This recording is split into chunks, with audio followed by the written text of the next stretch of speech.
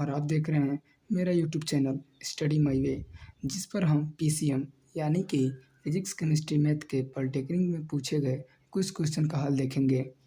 तो चलिए बिना टाइम वेस्ट किए इस वीडियो को स्टार्ट करते हैं। और हाँ दोस्तों, आप लोगों को बता दूं, अगर इस क्वेश्चनों का अगर आपको आंसर मालूम होगा तो आप लोग कमेंट में ज़रूर इसका आंसर दीजिएगा। तो चलिए स्टार्ट करते हैं। इसका जो पहला क्वेश्चन है, पूछ रहा है शुद्ध जल का पीएच मान कितना होता है। पहला ऑप्शन में दिया है 7.4, दूसरा दिया है 6.4, तीसरा दिया है 7 और चौथा दिया है 14। तो अगर आप लोगों का मालूम होगा तो आप लोग कमेंट में ज़रूर बताइएगा, वरना हम तो बताएंगे ही, लेकिन अगर आप लोगों को मालूम होगा तो कमेंट में ज़रूर बताइएगा। इसका जो पीएच मान शुद्ध जल का जो होता है वो 7 होता है। सो पीएच मान शुद्ध जल का 7 होता है। तो आइए थोड़ा हम बता दें थोड़ा पीएच मान के बारे में। तो देखिए दोस्तों कि जो पीएच मान नापा जाता है, अम्लीय हो या क्षारीय हो, कोई भी अम्ल या कोई भी क्षार कैसे मालूम किया जाता है। एक पीएच स्केल होता है, एक पीएच ऐसा स्केल होता है जिस पर नंबरिंग की होती है 1 2 3 4 5 6 7 8 9 10 11 12 13 14 तक की नंबरिंग की होती है।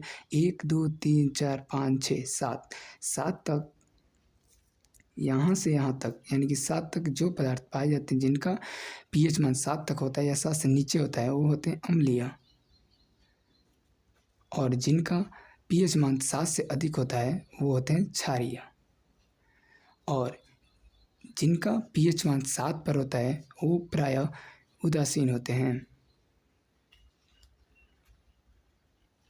अब इसमें एक और बात आ जाती है कि इसमें प्रबल अम्ल क्या होते हैं और दुर्बल अम्ल क्या होते हैं। तो देखिए जो शुरुआती के 1 2 3 हो गए थे ना, इधर तो मान लीजिए हमने 1 से लेकर 7 तक अम्ल गिना है, तो इधर क्या हो जाएंगे 1 से लेकर 3 तक हो जाएंगे प्रबल अम्ल। क्या हो जाएंगे? प्रबल अम्ल। और उधर 12 13 14, यानी कि 12 13 14 क्या हो जाएंगे? दुर्बल, नहीं दुर्बल नहीं क्षार होंगे, इधर हो जाएंगे प्रबल क्षार। ओके दोस्तों, तो यहीं पर जो 7 होता है वो जल का पीएच मान, किसका? जल, यानी कि शुद्ध जल का पीएच मान होता है। ठीक है दोस्तों, चलिए दूसरा क्वेश्चन देखते हैं। दूसरा क्वेश्चन कह रहा है कि केल्विन व्यावसायिक नाम है, यानी कि जिसका हम कभी कभी प्रयोग में लाते हैं और उसका हमको व्यावसायिक नाम नहीं मालूम होता है, तो इसलिए वो पूछ रहा है कि केल्विन का व्यावसायिक नाम क्या होता है। तो देखिए दोस्तों, जो केल्विन का व्यावसायिक नाम होता है वो सोडियम हेक्सामेटाफॉस्फेट होता है। दूसरा दिया है सोडियम एल्युमिनियम सिलिकेट का, धावन सोडा आयन विनिमय रेजिक का, उपरोक्त में से कोई नहीं। तो इसमें जो सही आंसर होगा वो हो जाएगा सोडियम हेक्सामेटाफॉस्फेट का।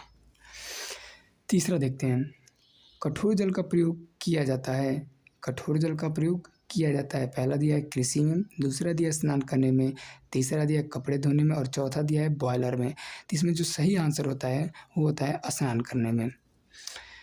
चौथा क्वेश्चन कह रहा है कि कठोर जल कपड़े धोने के लिए उपयुक्त नहीं होता है, क्योंकि पहला ऑप्शन में कह रहा है कि यह क्षारीय होता है, दूसरा कह रहा है यह साबुन के साथ कैल्शियम और मैग्नीशियम स्टीरिएट का अवक्षेप बनाता है, इसमें अपद्रव्य घुले होते हैं, इसमें NaCl व Na2SO4 घुले होते हैं। तो यानी कि इसके कहने का जो सीधा सीधा मतलब है कि कठोर जल कपड़े धोने के लिए उपयुक्त क्यों नहीं होता है। क्योंकि देखिए क्या होता है कि जब हम उसको कपड़े में घोल लेते हैं तो जो साबुन या सर्फ होता है उसके साथ कैल्शियम मैग्नीशियम स्टीरेट का अवक्षेप बना लेता है, जिसका विभाग नहीं दे पाता, इसीलिए ये दूसरा ऑप्शन सही हो जाएगा। आगे बढ़ते हैं, तो इसमें पांचवा जो क्वेश्चन कर रहा है कि जल की अस्थायी कठोरता का कारण होता है कैल्शियम तथा मैग्नीशियम के। पहला दिया है बाइकार्बोनेट, दूसरा दिया क्लोराइड व सल्फेट, तीसरा दिया फास्फेट व सल्फेट, चौथा दिया बाइकार्बोनेट व सल्फेट। तो इसका जो सही आंसर हो जाएगा वो फास्फेट और सल्फेट हो जाएगा। जो कैल्शियम होता है वो फास्फेट के साथ जाता है और मैग्नीशियम सल्फेट के साथ जाता है। छठवां क्वेश्चन जो कह रहा है कि CaHCO3 का ट्वाइस के विघटन होने कारण जल की अस्थायी कठोरता जल उबालने से दूर हो जाती है। यह इसलिए है कि CaHCO3 का ट्वाइस, और इसका ऑप्शन में आ जाएगा। पहला दे रहा है कि प्रकृति में वाष्पशील है, ऊष्मा से अपघटित होकर CaCO3 का अवक्षेप बनाता है, नीचे बैठ जाता है और अस्थायी पदार्थ है। तो ये होता है कि प्रकृति में वाष्पशील होता है, इसी कारण ये CaCO3 का, इसी कारण CaHCO3 उबालने से दूर हो जाता है। इसका जो मतलब उसमें जो वाष्पशील पदार्थ होते हैं वो उसमें से उड़ जाते हैं। सातों क्वेश्चन कर रहा है जल में नमक को विलय करने से निम्न में से क्या बनता है। यानी कि आपने कभी अपने अपने घरों में जल में नमक को घोला ही होगा। तो देखा होगा जल में नमक को घोलने पर नमक क्या होता है, पूरी तरह घुल जाता है। तो इसे क्या कहेंगे, जो पूरी तरह से घुल जाता है उसे समांगी मिश्रण कहते हैं। अब इसमें एक और क्वेश्चन आता है कि बिस्मांगी तब क्या है। तो कि बिस्मांगी क्या होता है कि जब हम मान लीजिए जैसे मान लीजिए एक आपके पास बीकर टाइप का पदार्थ है कोई। अब इस बीकर में आपने क्या किया है, ये पहले जल था, इसमें जल, और इसमें आपने लिया कर बालू या फिर तेल को लिया कर इसमें मिला दिया। ठीक, बालू और तेल को जब मिलाया, और पहले बीकर में क्या था, जल था, और इस जल में आपने क्या मिला दिया, नींबू, इसमें जल में क्या कह रहा है, ये जल की नमक मिला दिया। तो देखे होंगे आपने कि जब हमने नमक को जब जल में घोला होगा तो ये नमक जो पूरी तरफ से जल में घुल गया होगा। तो ये जब घुल गया है तो इसको हम कहेंगे समांगी मिश्रण, और जो नहीं घुला उसे हम कहेंगे बिस्मांगी मिश्रण। समझ आया।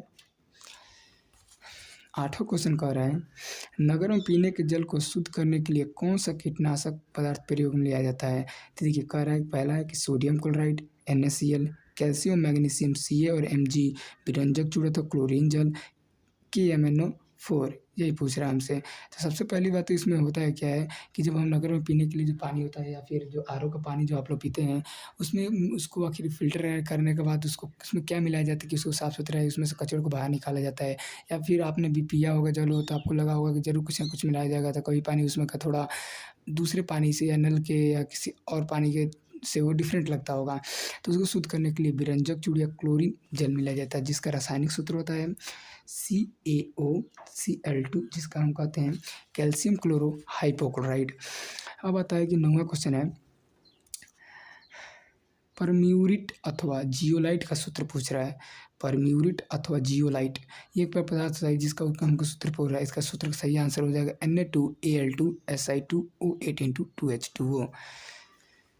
अब ये देखा कर रहा है कि 10वां क्वेश्चन हमसे कह रहा है कि जल के अणु में HOH बंध बनाते हैं। तो आपने भी जानते हैं कि जब तक अणु क्या होते हैं, परमाणु से मिलकर बने होते हैं। तो वही पूछ रहा है कि अणु में जो परमाणु में बंद होते हैं वो कितने डिग्री पे घूमे हुए होते हैं। पहला कार्य 140 डिग्री 3 मिनट, दूसरा कार्य 180 डिग्री, तीसरा कार्य 120 डिग्री, चौथा कार्य 109 डिग्री 28 मिनट। तो इसमें का जो सही आंसर हो जाएगा वो हो जाएगा 104 डिग्री 3 मिनट। अब आगे बढ़ते हैं तो 11 क्वेश्चन देखते हैं, निम्न में से कौन सा विद्युत का अच्छा चालक होता है। निम्न में से कौन सा विद्युत का अच्छा चालक होता है। आप लोग बताना है कि निम्न में से कौन सा विद्युत का अच्छा चालक होता है। M2O, दूसरा H2O, तीसरा D2O और चौथा कह रहा है N2O। इसमें सबसे अच्छा जो चालक होता होगा, तो पूछा है दोस्तों कि निम्न में से कौन सा विद्युत का अच्छा चालक है। तो इसमें से जो विद्युत का अच्छा चालक होता है वो समुद्री जल होता है। समुद्री जल क्यों होता है, इसका भी पीछे का रीज़न है। क्यों, देखिए समुद्री जल में जो पाया जाता है कि नमक पाया जाता है, क्या पाया जाता है, नमक, यानी कि NaCl। जब इसमें विद्युत, आप खुद जानते हैं कि NaCl एक विद्युत अपघट्य पदार्थ है, यानी कि इसमें विद्युत धारा आराम से प्रवाहित की जा सकती है। क्योंकि जब आप इसमें विद्युत धारा प्रवाह करेंगे तो ये अपने आयनों में टूट जाता है, यानी कि Na+ और Cl- में टूट जाता है, जिसके कारण इसमें धारा आराम से प्रवाहित हो सकती है। अब आगे देखते हैं और आगे क्वेश्चन पूछे रहा हमसे कि 36 ग्राम शुद्ध जल में ऑक्सीजन का द्रव्यमान कितना होता है। यानी कि 36 ग्राम शुद्ध जल में जो ऑक्सीजन का द्रव्यमान होता है वो 32 ग्राम होता है। इसका निकालने की विधि होती है। अगर आप लोग चाहेंगे तो मैं बता भी सकता हूँ, अगर आप लोग कमेंट में करिएगा मैं आगे बता दूंगा कितने भी शुद्ध ग्राम शुद्ध जल में ऑक्सीजन का द्रव्यमान कैसे निकाला जाता है।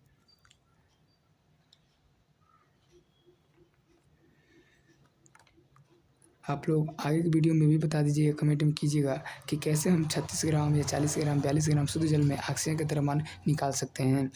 लास्ट क्वेश्चन आज का 13वां, किसी विधि द्वारा जल की अस्थायी कठोरता तथा अस्थायी कठोरता दोनों प्रकार की कठोरताओं को दूर किया जा सकता है। तो इसका जो सही आंसर होगा वो बोल रहा है कि धावन सोडा होगा, कि केल्विन विधि या क्लार्क विधि है, इनमें से कोई नहीं। तो इसमें जो सही विधि होगा वो धावन सोडा विधि होगा, जिसके कारण इससे हम अस्थायी कठोरता तथा अस्थायी कठोरता दोनों प्रकार की कठोरताओं को हम दूर कर सकते हैं। तो बस तो आगे की क्लास नेक्स्ट वीडियो में, जो कि 12 क्वेश्चनों का अच्छा सीरीज आएगा अगर नेक्स्ट वीडियो में। और उसके बाद हम नेक्स्ट चैप्टर देखेंगे जिसमें अधिक क्वेश्चन प्रीवियस में पॉलिटेक्निक द्वारा पूछा गया है। और मिलते हैं वो नेक्स्ट वीडियो में।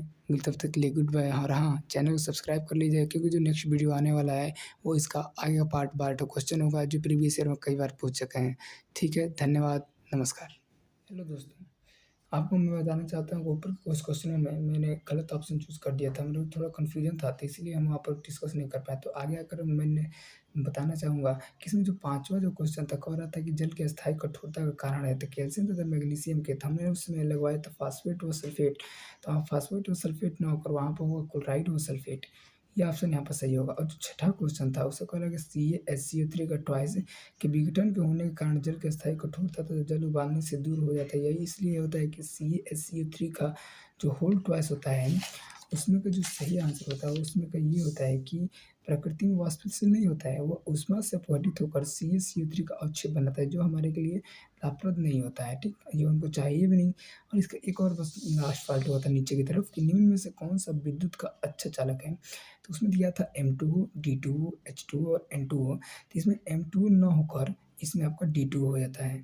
और यहीं पे आपको दिया होता है समुद्री जल, आश्रित जल या वर्षा का जल, तब वहाँ पर जो उसका सही आंसर होता है तो वो समुद्री जल होता है। लेकिन इसमें सूत्रों के हिसाब से पूछा है, तो आप आपका D2O हो जाएगा, D2O हो जाएगा, D2 यानी कि भारी जल हो जाएगा। धन्यवाद दोस्तों।